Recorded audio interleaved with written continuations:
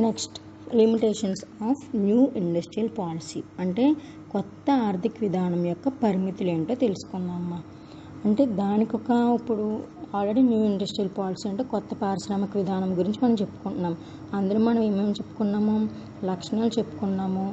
అందులో ఉండి దానికి ప్రైవేటైజేషన్ కానీ లిబరలైజేషన్ కానీ ఏవైతే హైలైట్స్ ఉన్నాయో, ముఖ్యాంశాలు ఉన్నాయి, మూల్యాంకాలు ఉన్నాయి, ఇవన్నీ తెలుసుకుందాం. ఇప్పుడు ఇందులో వచ్చేసి లాస్ట్ టాపిక్ లిమిటేషన్స్, పరిమితులు తెలుసుకుందాం. ఇందులో వచ్చేసి ఫస్ట్ పాయింట్ ఏంటంటే అమ్మా, డామినెన్స్ ఆఫ్ మల్టీనేషనల్ ఫర్మ్స్ అంటే ఏంటి, బహుళ జాతి సంస్థల ఆధిపత్యం. అంటే బహుళ జాతి సంస్థలు అంటే ఏంటి, మల్టీనేషనల్ అంటే ఓవరాల్ ఇండియాలో జరిగే వాటికి డామినెన్స్ అంటే ఎక్కువ ప్రాధాన్యత, మనం అంటే ముఖ్యమైన ప్రాధాన్యత, ఆధిపత్యం వాళ్ళకి మనం కల్పిస్తున్నమాట. అది ఏ విధంగా చూద్దాం. Which have been open to direct foreign investments includes areas where Indian firms have been well established for years. ఇక్కడ ఏంటంటే అమ్మ, మల్టీనేషనల్ అంటే వాళ్ళు ఏం చేస్తారు, ఫారిన్ కంపెనీ వాళ్ళు ఇన్వెస్ట్మెంట్ చేస్తారు ఇందులోనే. కానీ ఇది ఎక్కడ పెడతారు, ఇండియాలో పెడతారు ఫస్ట్ వచ్చేసరికి. కానీ ఫారిన్ ఇన్వెస్ట్మెంట్ వాళ్ళు మాత్రం ఇందులో ఎస్టాబ్లిష్ చేస్తారు అని చెప్తున్నాడు. Next point, unsuitable and inferior foreign technology. అనుచితమైన మరియు నాసిరకం విదేశీ సాంకేతికత. అంటే టెక్నాలజీ గురించి చెప్తున్నాడమ్మా. Foreign technology, use of foreign technology and managerial inputs may not be suitable for Indian business conditions. ఒక్కొక్కసారి ఏం జరుగుతుంది, మనం ఎంత ఫారిన్ టైప్లో మనం ఆలోచించి బిజినెస్ ఆ విధంగా ఇండస్ట్రీస్ ఆ విధంగా రన్ చేద్దామన్నా సరే, ఒక్కొక్కసారి ఏంటి అన్సూటబుల్, వాటి ఇన్పుట్స్ కానీ ఫారిన్ నుంచి వచ్చే ఇన్పుట్స్ కానీ మనకి సూటబుల్ కాదు అని చెప్తున్నాడు. ఇండియన్ బిజినెస్ కండిషన్స్ అంటే మన బిజినెస్ ఉండే కండిషన్లో, మన ఇండియాలో ఉండే బిజినెస్కి అది ఒక్కొక్కసారి సరిపడదు, ఆ టెక్నాలజీ మనకి ఇక్కడ సరిపోదు, అంటే మనం ఇక్కడ ఇన్వెస్ట్మెంట్ చేయలేము, ఆ టెక్నాలజీ మనం పెట్టలేము అని చెప్తున్నాడు. MNCs are often reluctant to use their state of the art technology in the subsidiaries in developing countries. అవి ఏంటి, కొన్ని వాటిల్లోనే ఆ టెక్నాలజీ యూజ్ చేయగలుగుతాము, ప్రతి ఎంఎన్సీ కంపెనీలోని అవి మనం యూజ్ చేయలేము అని చెప్తున్నాడు. నెక్స్ట్ వచ్చేసి అన్ఎంప్లాయ్మెంట్ మీన్స్ ఏంటి, మీకు తెలిసింది, నిరుద్యోగం అంటే దెర్ ఈజ్ నో జాబ్, ఉద్యోగం లేకపోవడం. The issue of employment generation has been overlooked by this policy. ఏ విధానంలో అయినా సరే నిరుద్యోగం అనేది కంపల్సరీగా ఉంటుంది అని చెప్తున్నాడు. The most of the industries encouraged by the NIP are capital intensive, energy and import intensive. Use of foreign technology and excessive competition has increased capital intensity in production process. ఇక్కడ ఏమని చెప్తున్నాడమ్మా, the MNCs are very low absorption of capacity of labour. Means ఏంటి, MNC companies అంటే international companies వచ్చేసరికి ఇక్కడ వాళ్ళు ఏం చేస్తారు, ఫారిన్ టెక్నాలజీ అనేది ఎక్కువ యూజ్ చేస్తారు.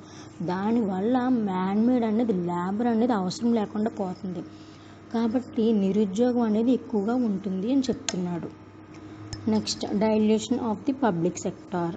ప్రభుత్వ రంగాన్ని పలుచన చేయడం అంటే ఏంటి, పబ్లిక్ సెక్టార్కి ఎక్కువ ఇంపార్టెన్స్ ఇవ్వడం. The dilution of the public sector from certain key areas like infrastructure development has resulted in increased use charges for many services like power and roads, adversely affecting the poor. ఇక్కడ ఏం చెప్తున్నాడంటే అమ్మా, ఎక్కువ ప్రాధాన్యత public కొన్ని division చేస్తారు కదా. Already మనం కొత్త పారిశ్రామిక విధానంలో ఆల్రెడీ కొన్ని పబ్లిక్ సెక్టర్స్ అంటే మైనింగ్ కానీ, గోల్డ్ కానీ, రోడ్స్, ఇవన్నీ ఏం చేస్తున్నాడు, రైల్వేస్, ఇటువంటివన్నీ గవర్నమెంట్ చట్టంలో కంటే అండర్ ది పబ్లిక్లోకి రావాలని చెప్తున్నాడు. అంటే ఇక్కడ ప్రాధాన్యత దేనికి ఇస్తున్నాడు, ప్రభుత్వ రంగానికి ఎక్కువ ప్రాధాన్యత ఇస్తున్నాడు. Next point, MRTP act. MRTP అంటే ఏంటి, ఆల్రెడీ చెప్పాను, restrictive trade practices means monopolies and restrictive trade practices అంటే కొన్ని రూల్స్ రెగ్యులేషన్స్. అంటే ఎంఆర్టీపీ చట్టం అన్నమాట. ఇది దేనికి పెట్టారు, relaxation of regulations related to the mergers, amalgamations and acquisitions have resulted in emergence of large monopolies. పెద్ద మోనోపోలీస్ అంటే పెద్ద ఇండస్ట్రీస్ ఉన్నప్పుడు మెర్జర్ అంటే ఒక బిజినెస్ ఇంకో బిజినెస్, అంటే ఒక ఇండస్ట్రీ ఇంకో ఇండస్ట్రీ, అంటే రెండు ఇండస్ట్రీస్ కలిపి ఒకటిగా పెట్టుకోవడం, లేదంటే అమాల్గమేషన్, ఒక దాని నుంచి ఒకటి అంటే వాళ్ళు కొనేసుకోవడం అనేది ఎక్విజిషన్, అంటే ఆక్యుపై చేసుకోవడం. ఈ విధంగా అంటే ఏదైనా కానీ రెండు కంపెనీలు ఒకటిగా మారడం అనే దాని గురించి చెప్తున్నాడు ఈ చట్టం కింద. This has increased concentration of economic power and has adversely affected small business. ఇక్కడ ఏం జరుగుతుందమ్మా, ఇప్పుడు చూసారా బ్యాంక్స్, ఫర్ ఎగ్జాంపుల్ ఏంటి, బ్యాంక్స్ ఉన్నాయి, ఆంధ్ర బ్యాంకు, యూనియన్ బ్యాంకు, అది ఏమైంది, మెర్జ్ అవని. ఆంధ్ర బ్యాంక్ వచ్చేసి యూనియన్ బ్యాంకులో మెర్జ్ అయిపోయింది, అంటే వాళ్ళు ఎక్విజిషన్ అంటే తీసేసుకున్నారు. దానివల్ల ఏంటి, వాళ్ళకి బలం అనేది పెరుగుతుంది. ఇక్కడ కూడా ఏంటంటే రెండు కంపెనీలు రెండు ఇండస్ట్రీస్ కలుపుకుపోవడం వల్ల వాళ్ళు బలంగా చేకూరుతుంది. ఆ ప్రభావం దేని మీద చూపిస్తుంది, ఏదైతే చిన్న పరిశ్రమలు ఉన్నాయో వాటి మీద ప్రభావం చూపిస్తుంది అని చెప్తున్నాడు. అది ఏ యాక్ట్, ఎంఆర్టీపీ యాక్ట్ కిందకి వచ్చిందన్నమాట ఇది. Next point, social problems means ఏంటి, సామాజిక సమస్యలు. సామాజిక సమస్యలు అంటే మన దేశంలో ఉన్న ఏదైతే డైరెక్ట్గా మనం చూస్తున్నామో అవి. The policy has brought with social problems that are a direct result of increasing unemployment and reduce job security. ఇక్కడ సోషల్ ప్రాబ్లమ్స్ అంటే ఏంటో చెప్తున్నాడు.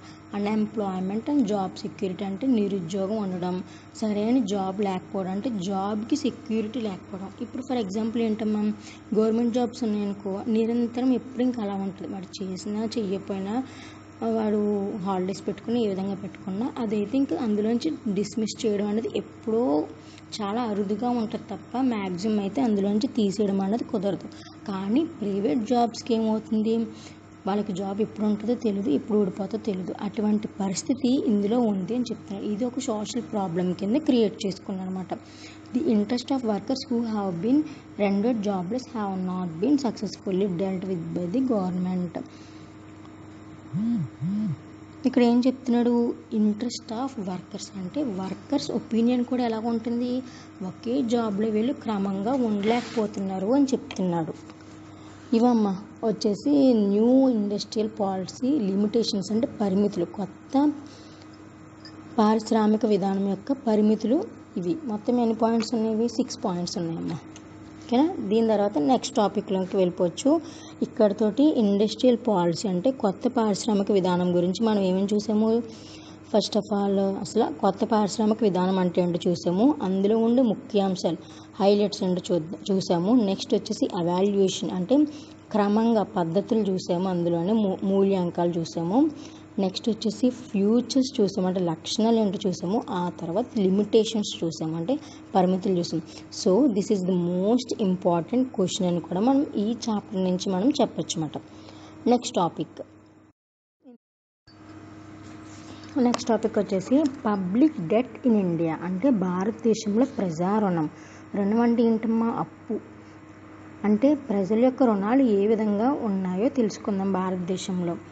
During recent years public sector in India has been growing at an alarming rate.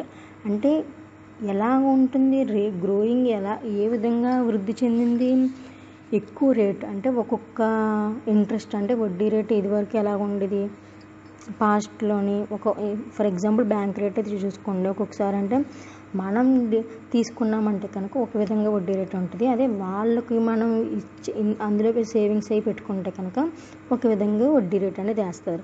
అదేవిధంగా ఇక్కడ మనకి credit అంటే అప్పు రూపంలో తీసుకునే వాటికి ఏ విధంగా రేట్స్ ఉన్నాయో మనం అంటే క్రమంగా పెరుగుతున్నాయి అని చెప్తున్నాయి అనమాట.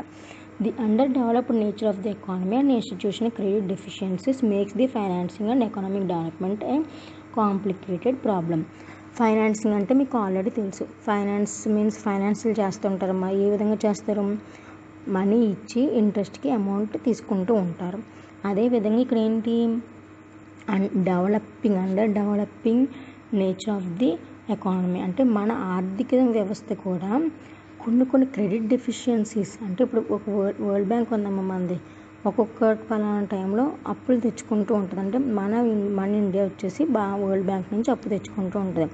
అప్పుడు ఏం చేస్తుంది, మనం వరల్డ్ బ్యాంక్కి మనం ఇంట్రెస్ట్ పే చేయాల్సి ఉంటుంది. అదేవిధంగా ఆర్థిక వ్యవస్థ కూడా మనీ సరిపోలేని టైంలోని వేరే ఇతర దేశాల నుంచి కానీ ఎక్కడి నుంచి అయినా కానీ గవర్నమెంట్ నుంచి ఎక్కడి నుంచే కానీ మనం క్రెడిట్ ఫెసిలిటీస్ ఇప్పుడు మనం తెచ్చుకుంటూ ఉంటారు. అదే ఫర్ ఎగ్జాంపుల్ ఏంటంటే మనం ఏదైనా వస్తువులు కొనుక్కోవాలి, ఫ్రిడ్జ్ కానీ వాషింగ్ మిషన్ కానీ ఏదైనా ఇప్పుడు ఏం చేస్తున్నారు, ప్రతి ఒక్కరు ఇన్స్టాల్మెంట్ అంటే డౌన్ పేమెంట్ కట్టేసేసి క్రెడిట్ మీద తెచ్చుకుంటున్నారు. అంటే దానికి ఒక ఇంట్రెస్ట్ అనేది వాళ్ళు వేసుకుంటున్నారు కదా. అదేవిధంగా ఇప్పుడు ప్రస్తుతం క్రెడిట్ కార్డ్స్ మనం మనీ ఇవ్వకుండా తర్వాత మనీ పే చేసే విధంగా క్రెడిట్ కార్డ్ రూపంలో కూడా ఒక వస్తువు, ఫర్నిచర్ కానీ ఏదైనా వస్తువు కానీ మనం తీసుకుంటున్నాము.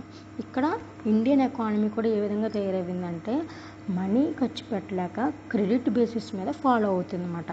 దీన్ని పబ్లిక్ డెట్ ఇన్ ఇండియా అంటారు. అంటే భారతదేశంలో ప్రజల యొక్క రుణాలు ఏ విధంగా ఉన్నాయి చూద్దాము.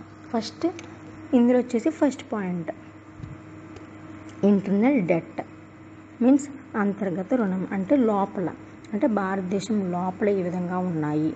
Next second point external debt అంటే బాహ్య రుణం అంటే అవుట్ సైడ్, అంటే ఇండియాకి అవుట్ సైడ్ అంటే ఏమైనా ఫారిన్ కంట్రీస్లో ఉన్నాయా. నెక్స్ట్ అదర్ లయబిలిటీస్,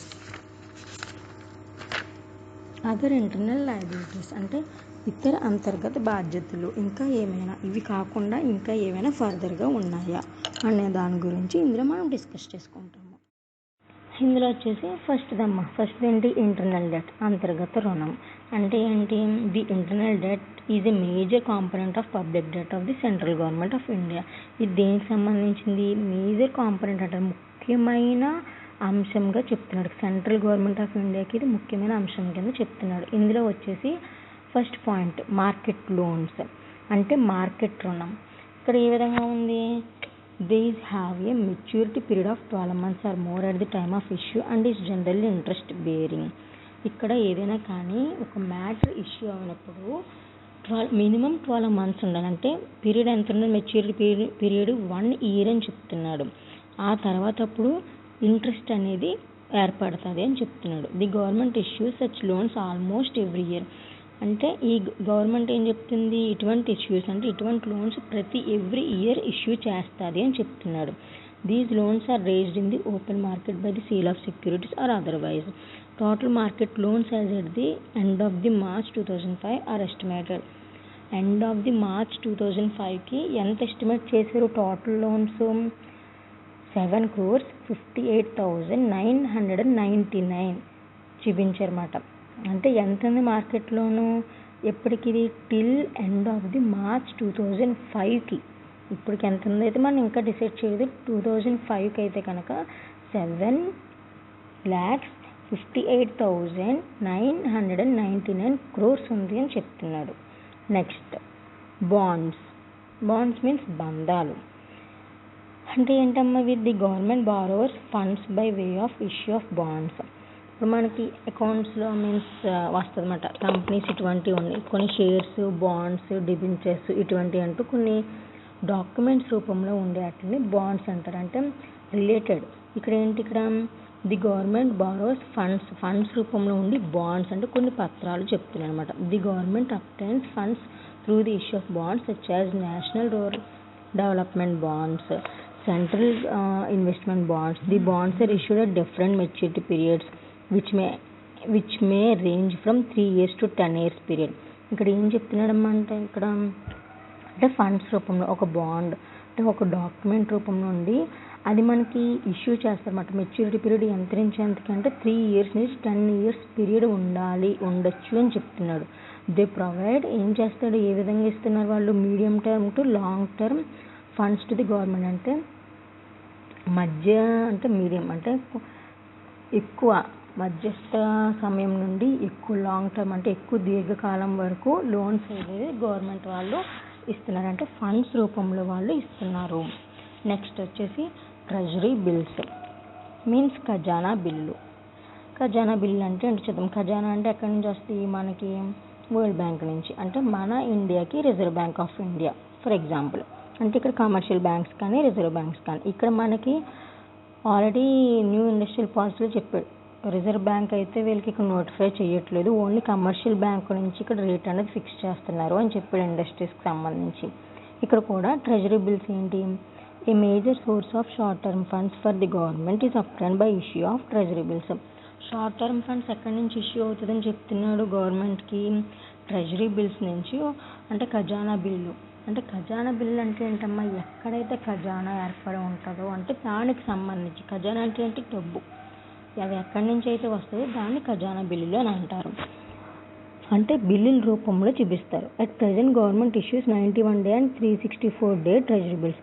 ఇప్పుడు వీళ్ళు ఏ విధంగా ఇష్యూ చేస్తున్నారు, 91 day and 364 day treasury bills అని దాన్ని వాళ్ళు గవర్నమెంట్ వాళ్ళు ఇష్యూ చేస్తున్నారు. The treasury bills are purchased by commercial banks and others.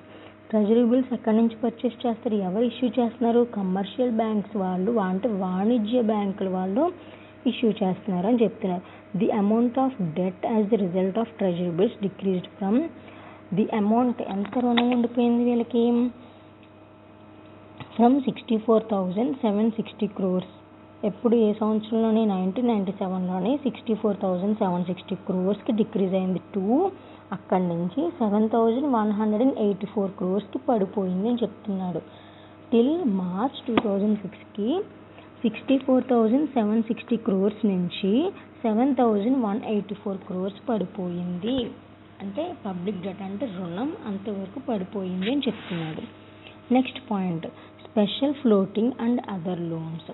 ప్రత్యేక తేలియాడే మరియు ఇతర రుణాలు, అంటే ఇవి కాకుండా ఇంకా వేరే అయినా రుణాలు ఉన్నాయా దాని గురించి చూద్దాం. These represent India's contribution towards share capital of international monetary institutions like IMF, world bank, international development agency and so on.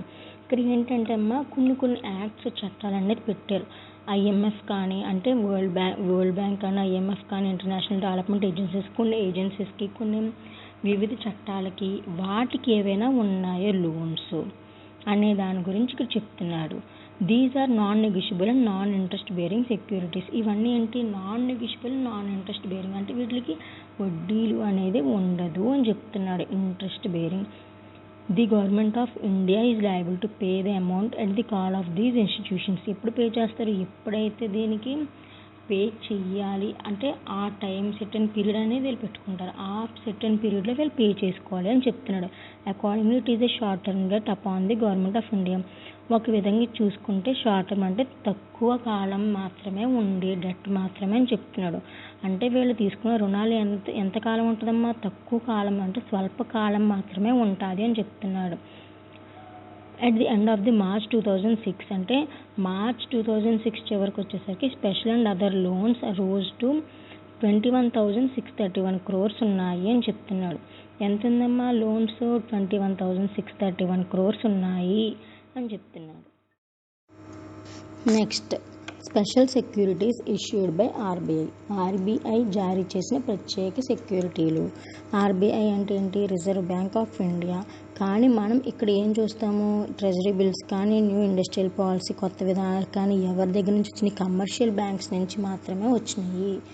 Reserve bank of India దగ్గర నుంచి రాలేదు. కానీ కొన్ని స్పెషల్ సెక్యూరిటీస్ మాత్రం ఆర్బీఐ చట్టం ద్వారా నుంచి జారీ జరిగినాయి.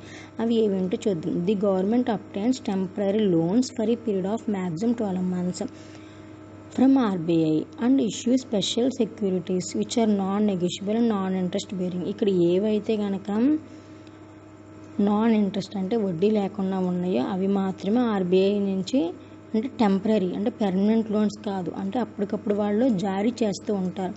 ఒక్కొక్క పీరియడ్లో ఒక్కొక్క లోన్ పెడుతూ ఉంటారు. ఆ టైంలో పెట్టిన లోన్స్ ఎవరైతే తీసుకుంటారో గవర్నమెంట్, అప్పుడు మాత్రం వాళ్ళకి ఇంట్రెస్ట్ ఉండదు, నాన్ ఇంట్రెస్ట్ బేరింగ్.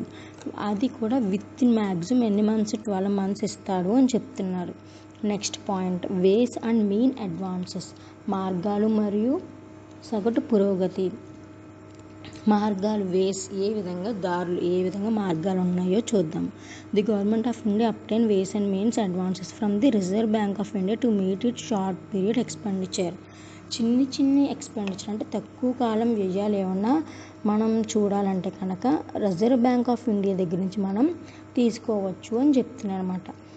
అంటే వాళ్ళు మనకి సదుపాయం కల్పిస్తారు అని చెప్తున్నారు. These debts are purely temporary nature and are usually repaid within 3 months. ఇవన్నీ ఏంటి, టెంపరీగా ఉంటాయి, పెర్మనెంట్ అయితే కాదు.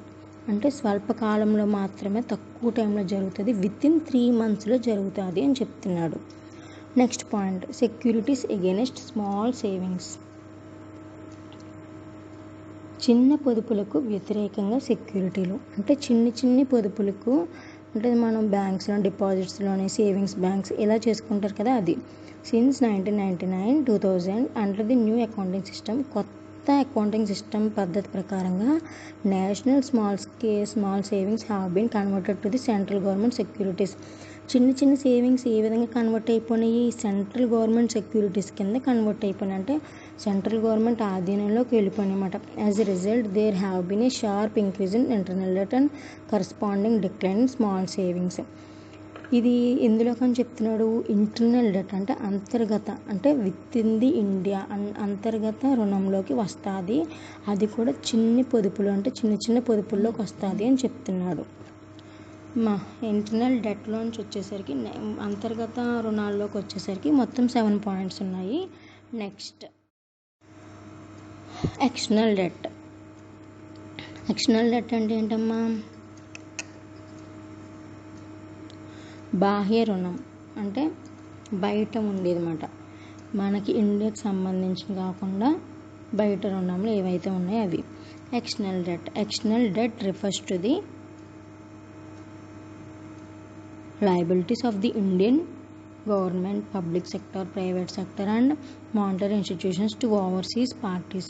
ఇది ఎవరెవరికి ఉంటుంది అని చెప్తున్నాడు, ఇండియన్ గవర్నమెంట్ అంటే ఓవరాల్ గవర్నమెంట్కి ఉండేది, అండ్ పబ్లిక్ సెక్టర్ అంటే ప్రభుత్వ రంగానికి, ప్రైవేట్ రంగానికి, అంటే అది చిన్ని మాత్రమేనమ్మా, షార్ట్ టర్మ్లోకి వస్తుంది ఇంటర్నల్ డెట్ అంటే. ఇదేంటి, పెద్ద సంస్థలకు సంబంధించి ఏవైతే ఉందో, monetary institutions to overseas parties. The government of India has raised foreign loans from the USA, UK, France. అంటే మన ఇండియా వేరే కంట్రీస్ నుంచి అప్పు తీసుకుంటే దాన్ని ఎక్స్టర్నల్ డెట్ అని అంటారు. ఎక్కడి నుంచి, ఫర్ ఎగ్జాంపుల్ USA నుంచి తీసుకున్న, UK, France, USSR, Japan extra, వీటిని ఏమంటారంటే ఎక్స్టర్నల్ డెట్స్ కిందకి వస్తుంది అని చెప్తున్నాడు. ఇందులో మళ్ళీ 2 types ఉన్నాయి, long term and short term. Long term అంటే దీర్ఘకాలిక అప్పు అని చెప్తున్నాడు. అంటే మల్టీలాటరల్, ఇందులో multilateral borrowings, bilateral loans from IMF, world bank. ఇవి లాంగ్ టర్మ్ అంటే ఎక్కువ కాలం ఉండేమాట. అంటే మల్టీనేషనల్ కంపెనీస్ కానీ అక్కడి నుంచి తెచ్చుకోవడం కానీ, IMF అంటే ఏదైనా సెటిల్ యాక్ట్స్ నుంచి తెచ్చుకోవడం కానీ, వరల్డ్ బ్యాంక్ నుంచి తెచ్చుకోవడం కానీ, వీటిని ఏమంటారు, లాంగ్ టర్మ్ డెట్స్ అని అంటారు, అంటే దీర్ఘకాలిక అప్పులు అని అంటారు. తర్వాత సెకండ్ పాయింట్ వచ్చేసి short term debts. It is to be noted that the overall external debt of India comprises of government debt and non government debt.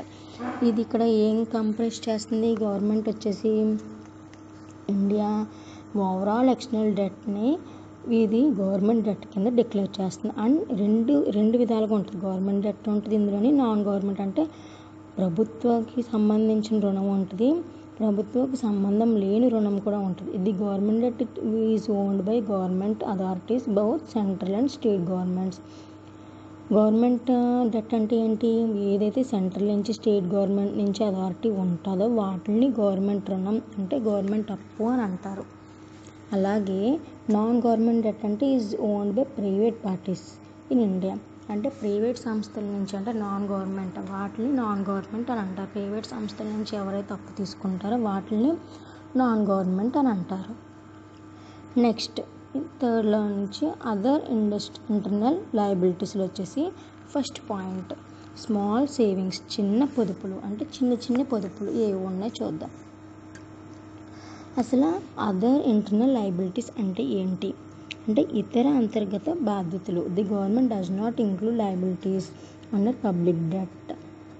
However the government అంటే ఇవి ప్రభుత్వంలోకి వచ్చేవి కాదు అని చెప్తున్నాడు. However the government is liable to make repayment of these liabilities. కానీ ఇవన్నీ కూడా గవర్నమెంట్ వహిస్తుంది, అంటే ఇవన్నీ గవర్నమెంట్ రీపే చెయ్యాలి, బాధ్యత వహిస్తుంది అని చెప్తున్నాడు. అందులో ఫస్ట్ పాయింట్ వచ్చేసి స్మాల్ సేవింగ్స్ అంటే చిన్న పొదుపులు. In recent years, small savings have increased due to rising money income in the economy. ఇక్కడ ఏం చెప్తున్నాడు, ఇప్పుడున్న రోజుల్లో చిన్న చిన్న పొదుపులు కూడా ఏం చేస్తున్నాడు, money to raising money income అంటే మన ఇన్కమ్, మన ఆదాయం పెంచుకోవడానికి మనం చూసుకుంటున్నాం. ఇప్పుడు 1000 రూపీస్లో ఒక 100 రూపీస్ పొదుపైన పెట్టుకున్నా సరే మనం డిపాజిట్ చేసుకుని సేవింగ్స్ అనే రూపంలో మనం చూపించుకుంటున్నాం. అంటే మనకి ఇన్కమ్ ఇంకా రైజ్ అవ్వాలి అనే ఉద్దేశంతో మనం స్మాల్ సేవింగ్స్ అనేది చేసుకుంటున్నాము. Recently the government of India launched a number of small saving instruments. Government of India ఏం చేసింది, చాలా వివిధ రకాల ప్రోగ్రామ్ స్కీమ్స్ లాంచ్ చేశారు. అంటే చిన్న చిన్న పొదుపులు మనం సేవింగ్స్ మనం చేసుకోవడానికి. These include 9% relief bonds in 1987. 1987లో ఏం చెప్పారు, రిలీఫ్ బాండ్స్ 9% రిలీఫ్ బాండ్స్ అనే కొత్త సేవింగ్స్ పెట్టారు. నెక్స్ట్ కిసాన్ వికాస్ పాత్రాస్ అంటే రైతుల గురించి పెట్టారు. ఇందిరా వికాస్ పాత్రాస్ అలాగే ఎక్సెట్రా. ఇటువంటి పొదుపులు, ఇటువంటి సేవింగ్స్ చాలా ఎన్నో రకాలు పెట్టారు schemes. The out standing amount of small savings increased from, ఎంత అమౌంట్ ఉందమ్మా అంటే స్మాల్ సేవింగ్స్లోని చిన్న చిన్న పొదుపుల్లో ఎంత అమౌంట్ ఉందని చెప్తున్నాడు. ఇంక్రీజ్డ్ ఫ్రమ్ ఎక్కడి నుంచి పెరిగింది, 1971 సంవత్సరంలోనే 2209 crores నుంచి 4,18,110 crores at the end of March 2006కి ఎంత ఇంక్రీజ్ అయింది స్మాల్ సేవింగ్స్ అంటే. చిన్న పొదుపులు ఎంత ఇంక్రీజ్ చేశారు వీళ్ళు, 2,299 కోట్ల నుంచి 4,18,110 కోట్ల వరకు తీసుకొచ్చారు. నెక్స్ట్ ప్రావిడెంట్ ఫండ్స్, భవిష్య నిధులు. ప్రావిడెంట్ ఫండ్స్ అంటే ఏంటమ్మా, మన భవిష్యత్తులో గురించి ఆలోచించి దాచిన నిధుల్ని భవిష్య నిధులు అని అంటారు. అంటే provident funds are divided into 2 categories. ఇక్కడ 2 categories కింద డివైడ్ చేశారమ్మా. ఫస్ట్ ఏంటి, employee provident fund meant for the employees, public provident fund meant for the general public. And outstanding amount under provident fund stood. Okay, అసలు ఇక్కడ 2 categories ఉన్నాయి. Employee, ఇప్పుడు కొన్ని బిజినెస్లో ఎంప్లాయీస్కి ప్రత్యేకించి పిఎఫ్ అనేది కట్ చేస్తారు. అంటే ఫ్యూచర్ బెనిఫిట్స్ గురించి మంత్లీ వచ్చే శాలరీలోంచి ఇంత పర్సెంట్ అని వాళ్ళు కట్ చేస్తారు. దాన్ని ప్రావిడెంట్ ఫండ్ అని అంటారు. అలాగే పబ్లిక్ ప్రావిడెంట్ ఫండ్ కూడా ఉంటుంది. అంటే జనరల్ పబ్లిక్ నుంచి కూడా వాళ్ళు పబ్లిక్ ప్రావిడెంట్ ఫండ్ అని కూడా తీసుకుంటారు. నెక్స్ట్ ఇది ఎంత అమౌంట్ ఉంది, out standing amount under provident fund stood 66,217 crores ఉంది. ఇప్పటికీ March 2006 ఎండింగ్కి 66,217 crores అమౌంట్ ఉంది. అంటే అంత నిధులు వీళ్ళు భవిష్యత్తుకి అంటే ఫ్యూచర్కి ఆలోచించి అంత నిధులు చేపట్టారు అని చెప్తున్నారు. ఇదమ్మా మనం పబ్లిక్ డెట్ ఎంత ఉంది అంటే మన ఇండియాలోని, మన భారతదేశంలోని అసలు ప్రజా రుణం ఎంత ఉండిపోయింది, అది ఏ విధంగా ఉంది, ఇన్సైడ్ ఎంత ఉంది, అవుట్ సైడ్ అంటే ఇంటర్నల్గా ఎంత ఉంది, ఎక్స్టర్నల్గా ఎంత ఉంది. ఈ 2 కాకుండా మిగిలిన వేరే రూపంలో అంటే యాక్ట్స్ రూపంలో, ఐఎంఎఫ్కి ఫండ్స్ రూపంలో, ఇటువంటి వాటికి అంటే వరల్డ్ బ్యాంక్ ఇటువంటి వాటికి ఎంతెంత మనీ రుణం ఉందో ఈ విధంగా మనం చూసుకున్నాము. ఓకేనమ్మా, థ్యాంక్ యూ.